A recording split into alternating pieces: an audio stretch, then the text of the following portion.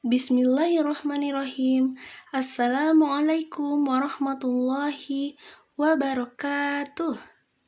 Apa kabar anak-anak semuanya hari ini?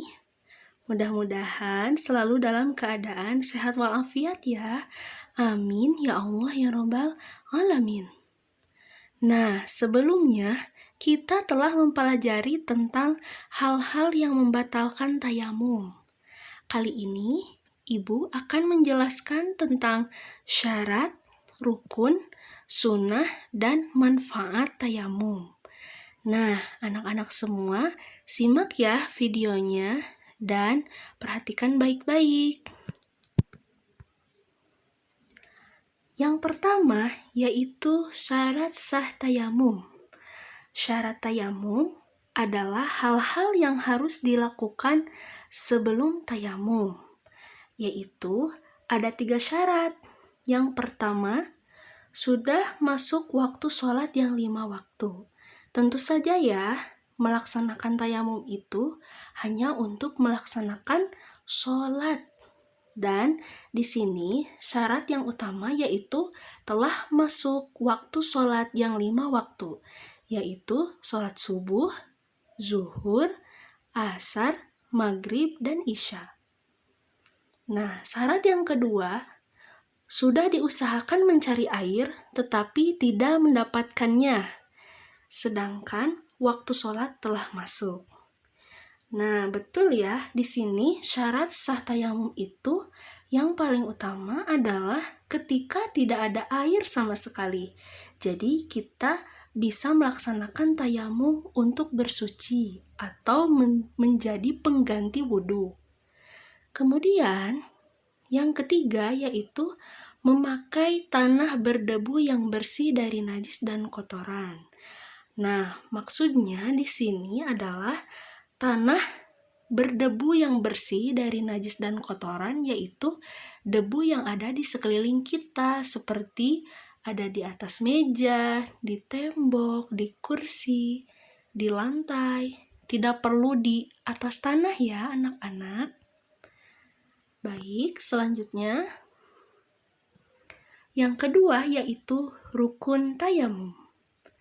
Rukun tayamum adalah hal-hal yang harus dilakukan pada saat tayamum, yaitu ada 4. Yang pertama, niat dalam hati. Yang kedua, mengusap muka dengan tanah.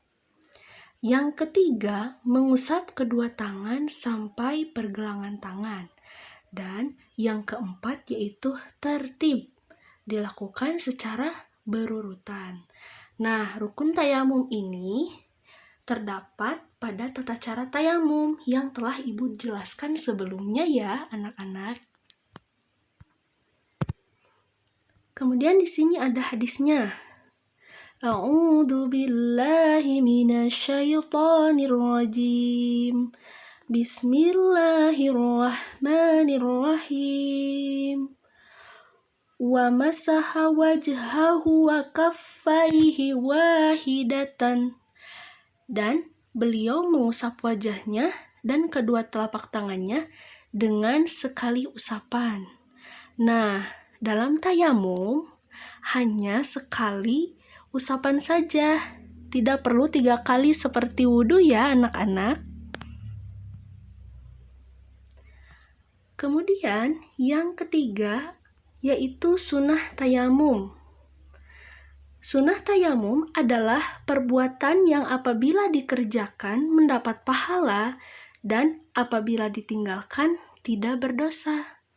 Nah, ini merupakan sunnah-sunnah tayamum, yaitu ada 4 poin. Yang pertama, membaca basmalah. Betul ya, membaca basmalah bagian dari sunnah tayamum. Karena membaca basmalah ketika kita melakukan sesuatu itu adalah berkah insya Allah ya anak-anak. Kemudian yang kedua yaitu meniup debu dari tangan supaya tipis atau menggoyangkannya. Nah, di sini tujuannya apa? Supaya debu-debu yang keras atau yang kasar tidak menyentuh wajah dan anggota tubuh kita. Maka dari itu, tiup tipis dan digoyangkannya. Ini merupakan sunnah tayamum juga ya anak-anak. Kemudian yang ketiga, mendahulukan yang kanan dari yang kiri. Mendahulukan yang kanan dari yang kiri ini merupakan sunnah tayamum ya. Dan yang terakhir, bersegera. Dilakukan dengan cepat tanpa diselingi perbuatan lain. Jadi, sunnah tayamum ini dilakukan ketika kita mau melaksanakan tayamum, yaitu hukumnya apabila kita melakukannya mendapat pahala dan apabila ditinggalkan tidak apa-apa ya anak-anak. Sampai sini sudah pada mengerti? Ya, nanti ya kalau ada yang mau bertanya, kita diskusi. Nah, selanjutnya, manfaat dari tayamum. Yang pertama yaitu selalu menjaga kesucian. Dan yang kedua, harus selalu semangat dalam beribadah. Yang ketiga, Islam itu mudah. Betul ya? Allah Subhanahu wa Ta'ala memudahkan kita untuk bersuci dan beribadah kepadanya dengan melakukan hal-hal yang mudah. Jadi kita ketika tidak ada air, Allah memberikan kemudahan bersuci untuk melaksanakan tayamum. Ya, anak-anak. Kemudian, yang keempat, keyakinan tentang setiap masalah pasti ada solusinya. Iya ya, setiap ada masalah, insya Allah pasti ada solusinya. Kemudian, yang kelima, selektif dalam memilih sesuatu. Dan yang terakhir, mengerti dan paham tata cara praktik ibadah yang benar. Di sini manfaat dari tayamum. Ya, ada yang ditanyakan? Apabila ada yang ditanyakan, boleh nanti ditanyakan ke ibu saja ya, anak-anak. Nah, di sini tugasnya anak-anak menuliskan syarat dan rukun tayamum.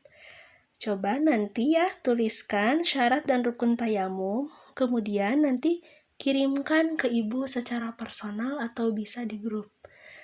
Tetapi lebih baik secara personal saja ya. Mungkin cukup sekian yang dapat Ibu sampaikan. Mohon maaf apabila ada kekurangan. Wassalamualaikum warahmatullahi wabarakatuh.